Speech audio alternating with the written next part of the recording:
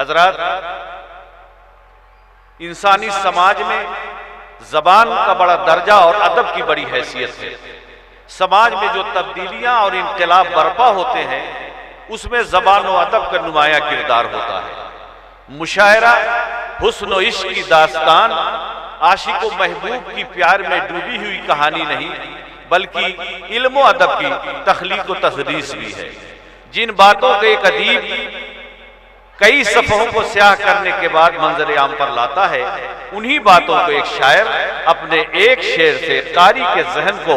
سمجھنے اور پڑھنے پر مجبور کر دیتا ہے۔ اسی لیے کسی نے کہا ہے کہ میر تقی میر نے کہا تھا کہ مجھ کو شاعر نہ کہو میر کے صاحب، میں نے درد و غم کتنے کیے جمع تو دیوان کیا۔ حضرات، وقت گزرا اور حالات بدلے تو یہی شاعر، یہ شعراء کرام جو ہمارے محترم ہیں، معزز ہیں، اور کسی شاعر نے یہ کہا کہ آملہ پا کوئی اس دشت سے گزرا ہوگا ورنہ آندھی میں دیا کس نے جلایا ہوگا۔ آملہ پا کوئی اس دشت سے گزرا ہوگا ورنہ آندھی میں دیا کس نے جلایا ہوگا، اور ذرے ذرے پہ ملیں گے وہ پیارے صدقے،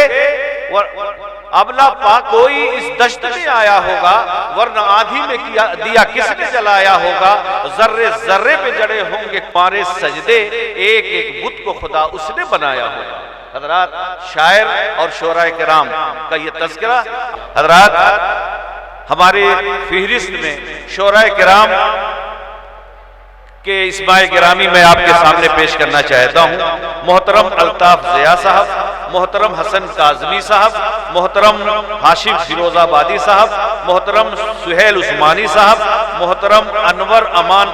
اکبر آبادی صاحب، محترم بہاری لال امبر صاحب، محترم اچانک موی صاحب، محترم نسیم ساز صاحب، محترم امتیاز ثاقب صاحب، محترم منموہن مشر جی، اور محترم ڈاکٹر جمشید قمر صاحب، اور محترمہ چاندنی شبنم صاحبہ، اور محترمہ روبینہ ایاز صاحبہ جو لکھنؤ سے تشریف لائی ہیں۔ آج میں شعراء کرام کو، شاعرات کو دیکھنے کے بعد یہ میں کہہ سکتا ہوں بقول شمیم کرہانی کے کہ شراب و شیر کے سانچے میں ڈھل کے آئی ہے، یہ شام کس کی گلی سے نکل کے آئی ہے۔ شراب و شیر کے سانچے میں ڈھل کے آئی ہے، یہ شام کس کی گلی سے نکل کے آئی ہے، اور سجی ہوئی ہے ستاروں سے مہکدے کی فضا کی رات تیرے تصور میں ڈھل کے آئی ہے۔ حضرات، شعراء کرام، اور یقیناً میں چاہتا ہوں کہ اب تھوڑی سی ترتیب بدلی جائے اور ایک مہمان شاعر کو دعوت سخن دیا جائے۔